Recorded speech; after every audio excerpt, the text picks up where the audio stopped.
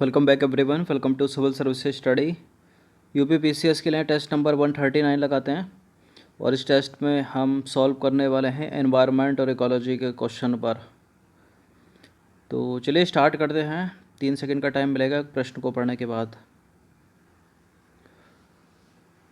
Question number 1 है, देखिए जितनी भी टेस्ट सीरीज़ इस चैनल पर चल रही हैं उन सब का लिंक आपको प्लेलिस्ट में मिल जाएगा टेस्ट सीरीज़ का।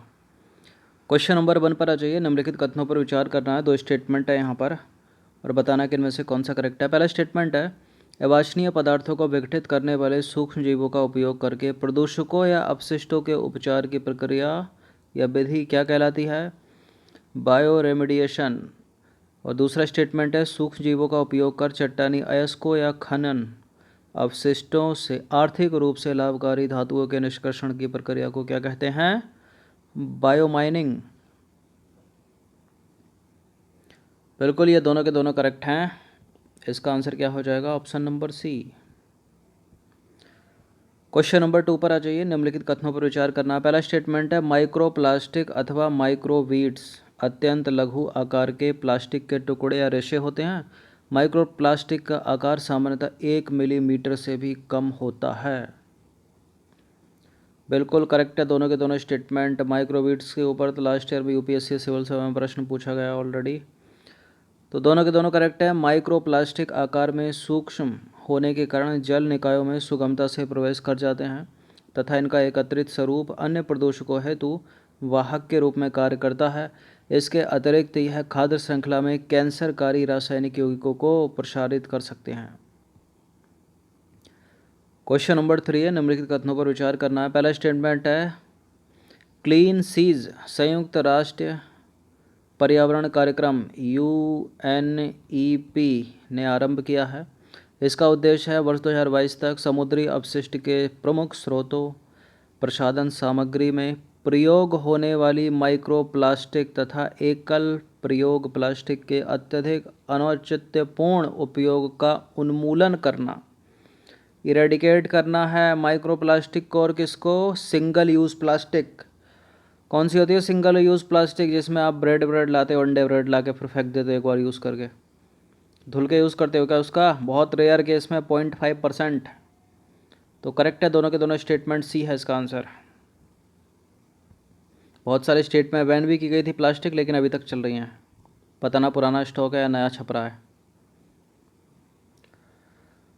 तो खुद से ही कोशिश कीजिए, अपने अपने टाट या फिर कपड़े का थैला लेकर जाइए या बैग लेकर जाइए अपना।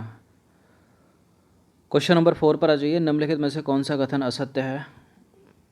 4 में से एक असत्य होगा। जो बाघ होता है ना, बाघ सबने देखा होगा। बाघ एक अम्ब्रेला प्रजाति है और रॉयल बंगाल टाइगर जो है वो केवल भारत में पाया जाता है। बाघ IUCN की रेड लिस्ट में इंडेंजर्ड कैटेगरी में डाला गया है। ये सारे के सारे करेक्ट हैं, कोई भी गलत नहीं है इसमें। देखिए एक तो पक्का गलत है इसमें। बाघ एक अम्ब्रेला प्रजाति है, करेक्ट है। रॉयल बंगाल टाइगर केवल भारत में पाया जाता है, गलत है।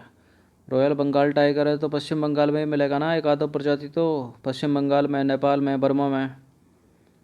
तो गलत है दूसरा वाला स्टेटमेंट। तीसरा करेक्ट है। रेड लिस्ट में क्या है? इंडेंजर्ड है, इंडेंजर्ड। क्रिटिकल इंडेंजर्ड नहीं है, इंडेंजर्ड कैटेगरी में IUCN की।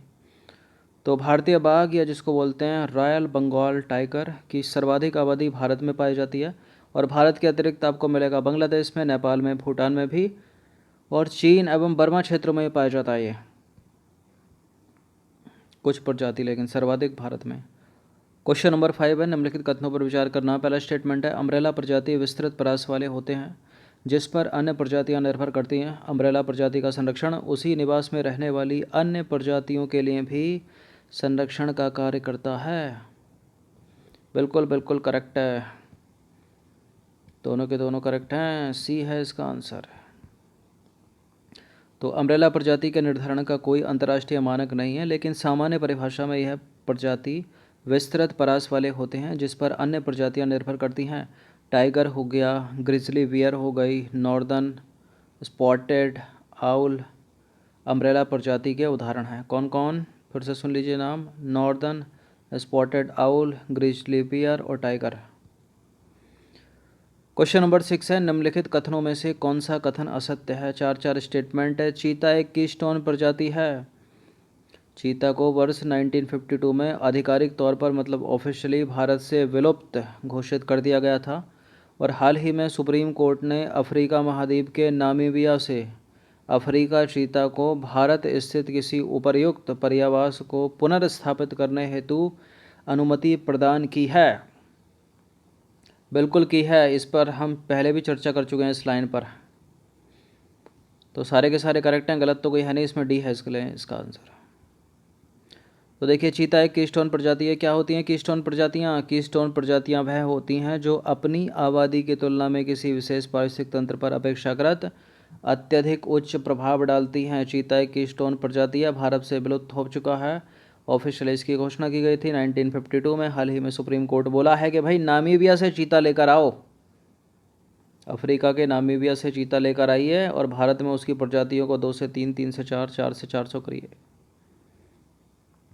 क्वेश्चन नंबर 7 पर आता है एक प्रश्न कहता है कि गोडावन किस राज्य की राजकीय पक्षी है? बताइए। उत्तर प्रदेश, बिहार, राजस्थान, इनमें से कोई नहीं, कोई और हो सकता है। गोडावन राजस्थान की राजकीय पक्षी है। तो देखिए गोडावन को ग्रेट इंडियन बस्टर्ड के नाम से भी जाना जाता है, ये नाम तो सभी ने सुना होगा। यह राजस्थान का राजकीय पक्षी है। ग्रेट इंडियन बस्टर्ड IUCN की रेड लिस्ट में क्रिटिकली इंडेंजर्ड है, CR। क्वेश्चन नंबर 8 है, निम्नलिखित कथनों पर विचार करना है। पहला स्टेटमेंट है ओलेव रिडली टर्टल जो है वो पैसिफिक ओशियन, अटलांटिक ओशियन और इंडियन ओशियन के गर्म जल में पाए जाते हैं। ओलेव रिडले टर्टल शाकाहारी होते हैं। देखिए ओलेव रिडले टर्टल शाकाहारी नहीं होते, मांसाहारी होते हैं। छोटी मछलियों को खाते हैं, घोंगे को खाते हैं, मोलस्क सीपी को खाते हैं। तो मांसाहारी हुए ना, ये गलत है दूसरा वाला स्टेटमेंट।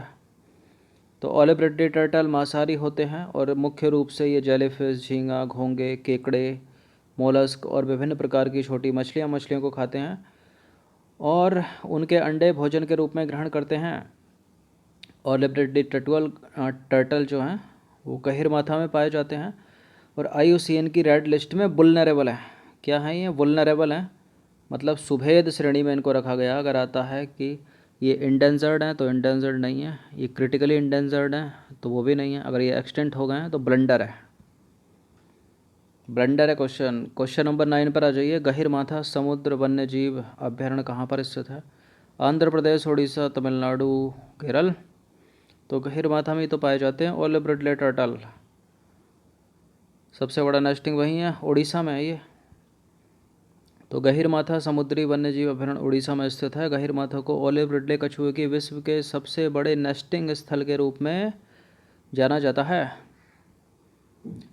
क्वेश्चन नंबर 10 पर आ जाइए। निम्नलिखित कथनों पर विचार करना। 2 स्टेटमेंट है यहाँ पर, बताना कि इनमें से कौन सा सत्य है। पहला स्टेटमेंट है सांबर झील राजस्थान में स्थित भारत की सबसे बड़ी अंतर्देशीय लवणीय झील है। सांबर झील को रामसर अभिसमय के तहत अंतर्राष्ट्रीय महत्व की आर्द्रभूमि के रूप में चिन्हित किया गया है। आर्द्रभूमि को क्या बोलते हैं? वेटलैंड। बिल्कुल बिल्कुल बिल्कुल किया गया है, दोनों के दोनों करेक्ट हैं। इसका आंसर है ऑप्शन नंबर C। जिनका एक्सप्लेनेशन नहीं है उनको आप 2 बार 3 बार पढ़ लिया कीजिए। क्वेश्चन नंबर 11 पर आ जाइए। अटापका पक्षी अभ्यारण्य निम्नलिखित में से कहाँ स्थित है? अटापका पक्षी अभ्यारण्य कहाँ पर है? मेघालय, अरुणाचल प्रदेश, तमिलनाडु, आंध्र प्रदेश। अटापका पक्षी अभ्यारण्य मेघालय में तो है नहीं, तमिलनाडु में भी नहीं है, तो बताइए आंध्र प्रदेश में या उड़ीसा में? सॉरी, आंध्र प्रदेश में, अरुणाचल में। तो आंध्र प्रदेश में ही है ये, अरुणाचल में नहीं है। तो अटापका पक्षी अभयारण्य जो है वो आंध्र प्रदेश में स्थित है। क्वेश्चन नंबर 12 है, नलबाड़ पक्षी अभयारण्य निम्नलिखित में से कहाँ स्थित है? मध्य प्रदेश में नलबाड़ पक्षी अभयारण्य नहीं है, गोवा में भी नहीं है, आंध्र प्रदेश में भी नहीं है, उड़ीसा में है। तो नलबाड़ पक्षी अभयारण्य जो है चिल्का झील के आर्द्रभूमि का कोर क्षेत्र है। और चिल्का लेक कहाँ पर है? उड़ीसा में। चिल्का लेक किस लिए फेमस है? Famous for lesser flamingos. और भारत की खारे पानी की क्या है ये? सबसे बड़ी झील है, ना केवल भारत की बल्कि एशिया की सबसे बड़ी खारे पानी की झील है, ब्रैकिस वाटर लगून है। क्वेश्चन नंबर 13 पर आ जाइए। निम्नलिखित कथनों पर विचार करना है। पहला स्टेटमेंट है कवल टाइगर रिजर्व तेलंगाना में स्थित है और गोदावरी और कदम नदियाँ इस अभयारण्य के दक्षिण में प्रवाहित होती हैं। दक्षिण में प्रवाहित होती हैं, उत्तर में प्रवाहित होती हैं? दक्षिण में ही होती हैं, दोनों के दोनों करेक्ट हैं ये। क्वेश्चन नंबर 14 है, निम्नलिखित कथनों पर विचार करना। दो स्टेटमेंट एक बार और फिर से बताना कि इनमें से कौन सा करेक्ट है। पहला स्टेटमेंट है, तमिलनाडु की राज्य की तितली का नाम है तमिल योमन, और तमिलनाडु राज्य की तितली घोषित करने वाला भारत का पहला राज्य है क्या? मोस्ट इम्पॉर्टेंट स्टेटमेंट दूसरा वाला गलत है, जो कि क्योंकि तमिलनाडु तो दूसरा है, इससे पहले महाराष्ट्र ने राज्य की तितली घोषित कर दी है अपनी। केवल एक करेक्ट है यहाँ पर। तो तमिलनाडु की राज्य की तितली का नाम तमिल योमन है, और इसे तमिल मारवाड़ के नाम से भी जाना जाता है, मारवाड़ के नाम से भी जाना जाता है, जिसका अर्थ है योद्धा। और महाराष्ट्र राज्य की तितली घोषित करने वाला भारत का प्रथम राज्य था। और महाराष्ट्र की राज्य की तितली का नाम क्या है? ब्लू मारमान। क्या नाम है? ब्लू मारमान। और तमिलनाडु की क्या है?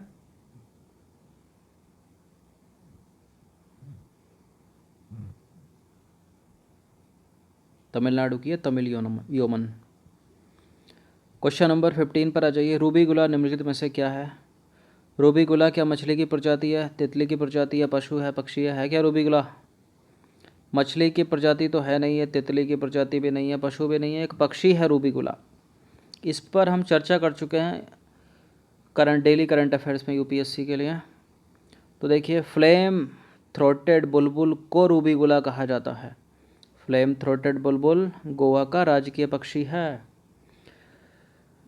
और गोरैया कहाँ का है? दिल्ली का।